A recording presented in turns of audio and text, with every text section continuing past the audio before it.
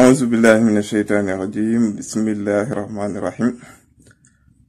di nuyu ku nekk ci turam ak santam rawatina sa mbokk diaspora bi nga xam ne kenn di ñoom fi ñu nekk ci àdduna bi yëpp ngi leen nuyu di leen jox seen wàccuwaay. C'est vrai que ak corona bi affaire yi métti na waaye yéen a ngi ci jàpp te wa bay.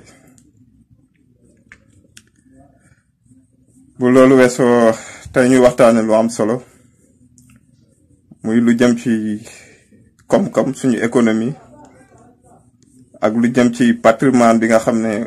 homme politique yi dañ ko am ay homme politique yu riche ak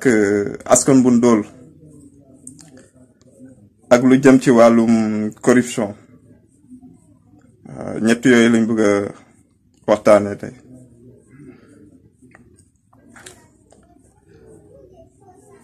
benn bi ñu commencé ci lu jëm ci koom nekk ci dëkk boo xam ne sa population mu ngi toll ci 17 655 habitants répartis sur 14 régions. Région bu mel ni Dakar rek mu ngi représente presque 4 millions habitants te loolu yëpp dara waralu ko lu dul am ay région yu pauvre yu ndóol yoo xam ne ñi nekk ci région bi dañuy toog duñ gis seen bopp ci région boobu ñu nekk parce que région yi amul lenn loo xam ne soxla nañ ko te mën koo am foofu ñu nekk. donc dañuy obligé daw ñëw Dakar ñëpp dajaloo Dakar mu créer blocage mooy blocage bu am actuellement Dakar dara mënul bouger.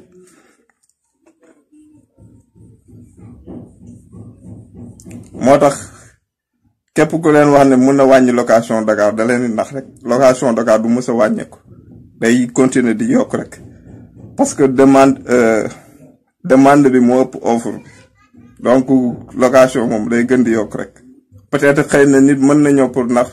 population bi pour politiser ko ne naa wàññi location mais location moom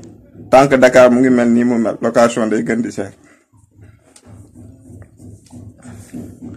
donc loolu aussi moo ñu yóbbu si ñu am économie boo xam ne 80% si sa économie ci secteur informel la nekk.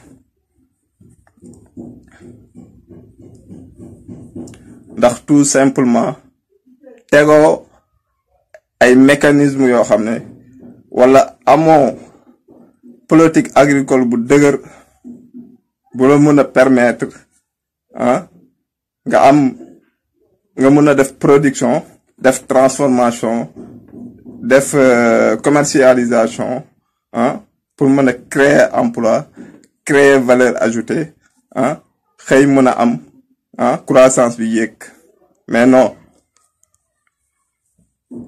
ñun croissance yi ça me pose énormément de problèmes des fois bu ma gisee ñi ñuy jiite di bàkkoo ay croissance.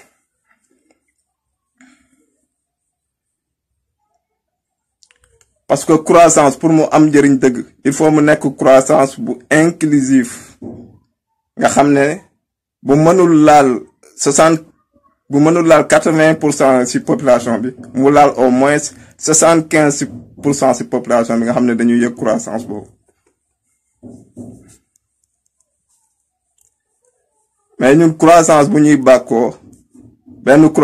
croissance boo xam ne dañuy dem leb xaalis vers les bailleurs de fonds ñu lebal ñu xaalis ñu ñëw lancer ay projets yu mel ni ay terre def ci 1200 milliards nga xam ne benn minorité ñoo ñëw bénéficier wu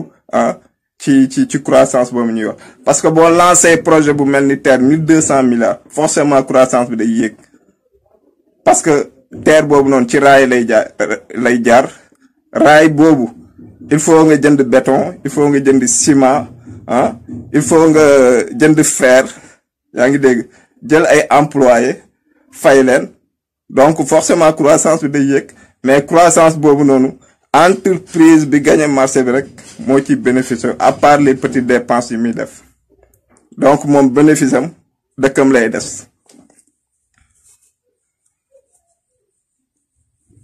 loolu moo waral nga gis ñu jigee ci 1% de croissance dem ci 5% ci 7 ans 3 mois de Covid nga wàcc ba moins de 1%. loolu day wane rek ñàkk am croissance bu dëgër.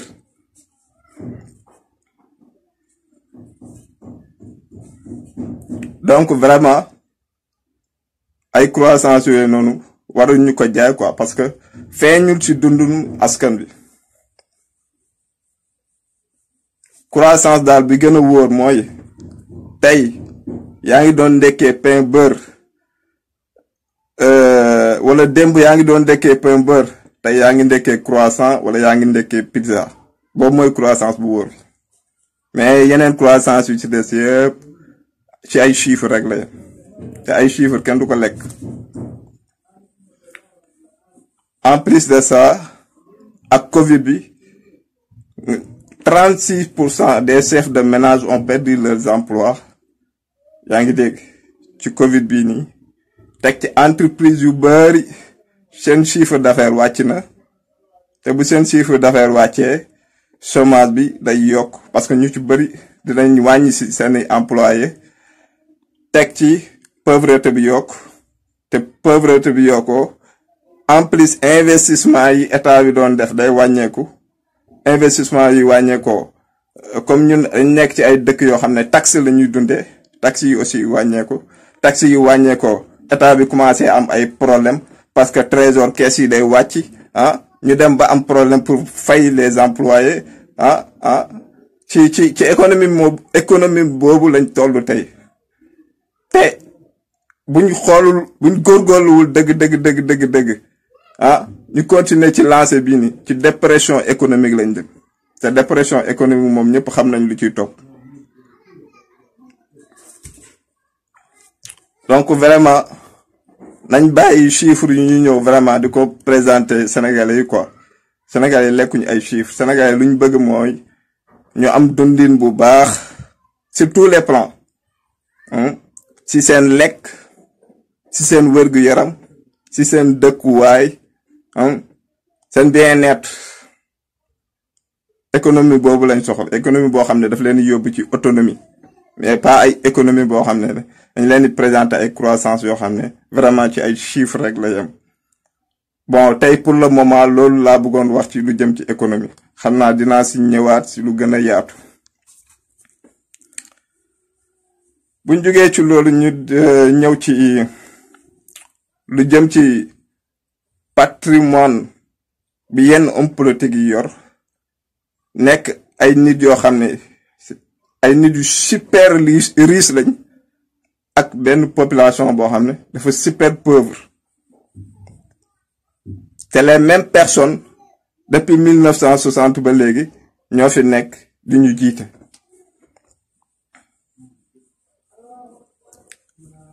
loolu daf may yóbbu ci patrimoine Idrissa Seck.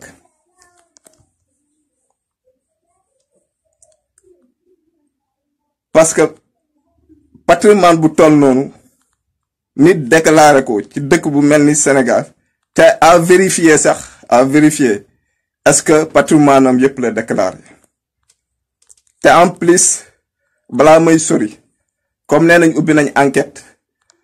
patrimoine boobu fuité enquête bi dafa war a leeral lépp ndaxam Idrissa Seck moo ko def exprès pour kokkali Sénégalais yi wala feneen la génne en tout cas lu ci mënti nekk Sénégalais yi bëgg nañu xam fil boobu fan la jógee su fekkee Idrissa Seck moo ko def pour kokkali Sénégalais yi pour war ne moom il est super riche ñu xam bu dee feneen la jógee aussi ñu xam yoon def ci lu mu ci war a def. pour dellu si patrimoine Idrissa Seck bi dama ci insister parce que defoon naa benn vidéo di interpeller procureur sur les chantiers de Thiès boobu Idrissa Seck génnegul patrimoine am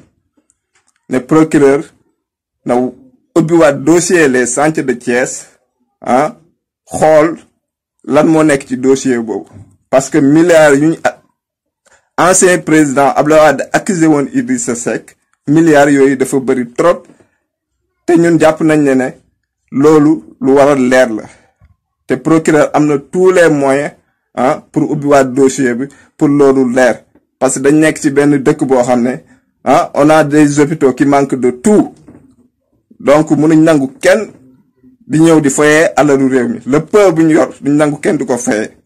donc procureur maa ngi koy interpellé waat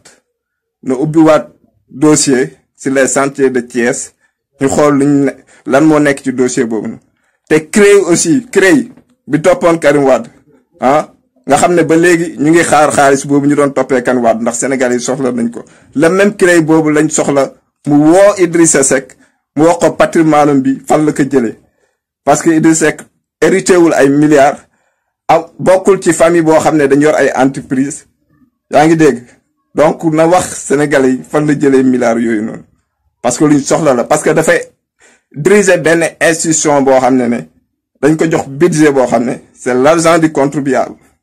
donc dafa am droit pour wax Sénégalais yi xaalisam boobu fan la ko jëlee donc maa ngi interpellé waat encore procureur sur le cas de Idrissa Seck loolu duma ko bàyyi mukk na xool dossier les chantiers de Thiès CREI aussi nañ woo Idrissa Seck mu wax leen expliquer wax patrimoine boobu fan la ko jëlee ndax sénégalais dootuñ nangu kenn di jël seen xaalis di ko pasare démb kenn xameewula milliardaire benn 5 ans benn 6 ans nga bëgg ci génn déclarer ay milliards yoo xam ne loolu kenn du ko nangu ba pare en plus ñu naan dañuy topp ay ñeneen ñoo xam ne peut-être dañ leen di déranger pour jéem a xool ñooñu ci lan lañ nekk non loolu du demee noonu donc ñu ngi interpellé procureur ci dossier boobu te yaakaar nañ ne dina ci def liggéeyam.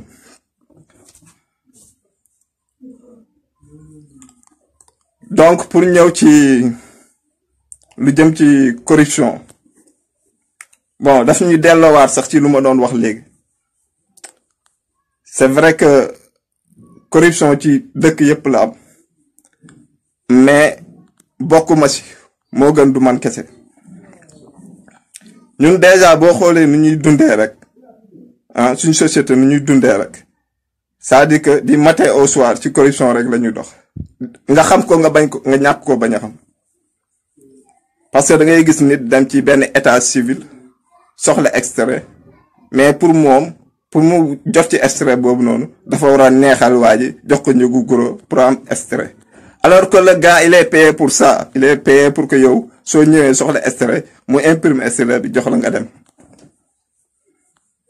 mais yow citoyen bi jàpp nga ne da nga war a ñëw neexal ko moom pour mu jox la c'est loo xam ne ça te revient de droit donc ni ñuy dundee la nga xam ko nga ñàkk ko bañ a xam ci secteur yépp nag secteur boo dem da nga fay gis même pratique même ba ci passation des marchés chaque jour les mêmes problèmes wala nga dem ci benn service gis ñëpp toog ku nekk di xaar tuuram jot pour dugg nga gis benn nit jugee fële kenn xamul ci asamaan la jugee kenn xamul fan la jugee ñëw romb ñëpp dugg lijjante lu muy lijjante gennaat dem yoonam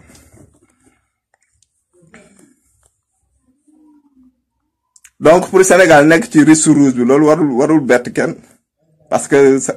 ku xool nu ñuy dundee rek ku waxte yàlla tax xool nu ñuy dundee rek ñu xam ko ñu ñàkk ko bañ a xam mooy que nu ñuy dundee day dafa bokk ci loo xam ne day favoriser corruption te corruption dafa bokk ci loo xam ne moo gën a gaaw pour nërmeeral dëkk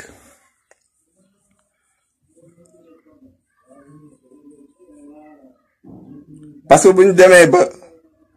ñi nga xam ne dañ leen di fay ñoom yaakaaratuñ ci luñ leen di fay mais ñu ngi xaar benn 10 000 wala benn 15 000 bu ñu war a am ci benn 2 personnes wala benn 3 personnes ça veut dire que mooy y a problème quoi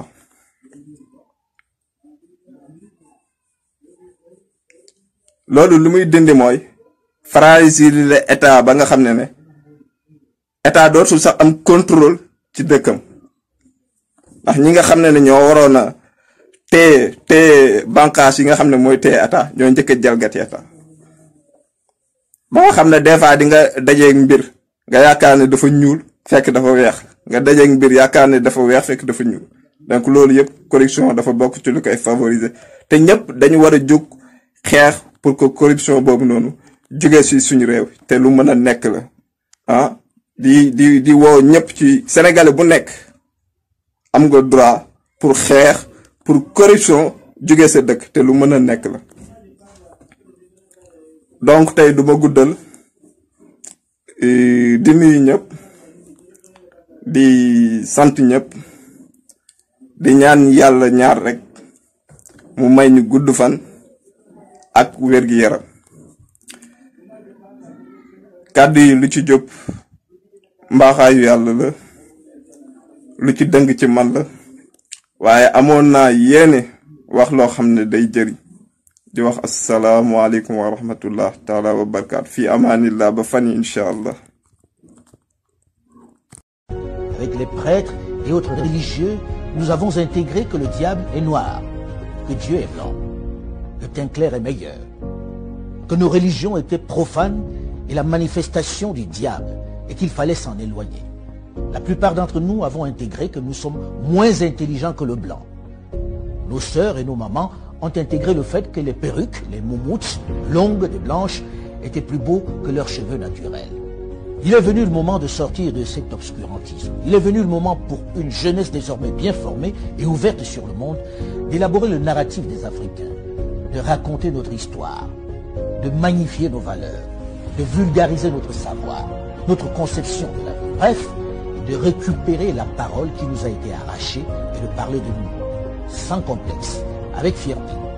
C'est pourquoi j'encourage les jeunes à produire autant qu'ils le peuvent, que ce soit dans la littérature,